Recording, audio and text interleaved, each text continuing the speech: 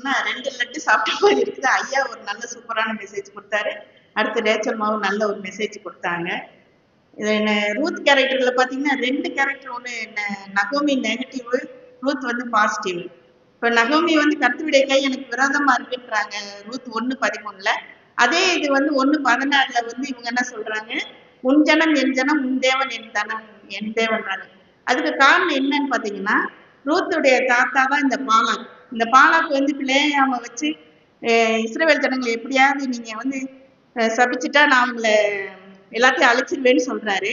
ஆனா அது வந்து ரிவர்ஸ் ஆகுது. என்னாகமம் 24:17 என்ன ஆகுதுன்னா, அப்படியே வந்து மாறி மோவாபியருக்கு சாபமாகவும் இஸ்ரவேல் ஜனங்களுக்கு வந்து ஆசீர்வாதமாகவும் மாறுது.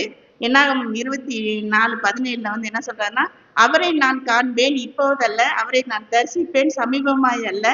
ஒரு நட்சத்திரம் யாக்கோபிலிருந்து உதிக்கும், ஒரு செங்கோல் இஸ்ரவேலிலிருந்து எழும்பும், அது மோவாபிய எல்லை வரை சென்று சேத்திரரை நிர்மூலமாக்கும்னு சொல்றாங்க. அப்ப அப்படியே மாறிடுது.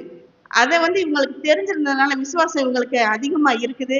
அது மட்டும் இல்ல, ரூத்துன்னா வந்து பாத்தீங்கன்னா நட்பு தோழமைன்னு சொல்லலாம். அதனாலதான் அவங்க வந்து அவங்க மாமி கூட கடைசி வரைக்கும் கூட போனாங்க. இதே இது நகோமி வந்து என் மடியில ஒரு குழந்தை தவழுமான்னு சொல்றாங்க. அதை வந்து ஆண்டவர் வந்து நிரூபிச்சு ஓபேத்தை வந்து அவங்க மடியில தவழ்ற ஒரு குழந்தையா கொண்டு வந்தாங்க.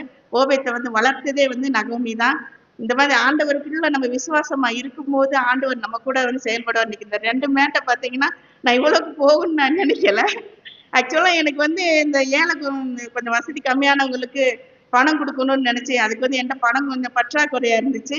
சரி மேட்டை ஏழை விட்டு போன வாரம் எடுத்து அந்த காசை கொடுக்கலாம்னு நினைச்சேன். ஐயா சொன்னாரு, அடுத்த வாரம் விடுங்க 2 நாள் ஆகும்னு சொன்னாரு. ஆனா எனக்கு பணம் இல்லையேன்னு புலம்பிட்டு இருந்தேன். அப்ப என் பேரன் சொன்னா, நான் சேமிச்சு வச்சிருக்கேன், நான் அதுல இருந்து உங்களுக்கு 3 பேருக்கு தானே 3000 ரூபாய் நான் தரேன்னு சொல்லி அவன் தந்துட்டான். ஆனா இங்க வந்து ஆண்டவருக்கு அதிகமாவே போயிடுச்சு.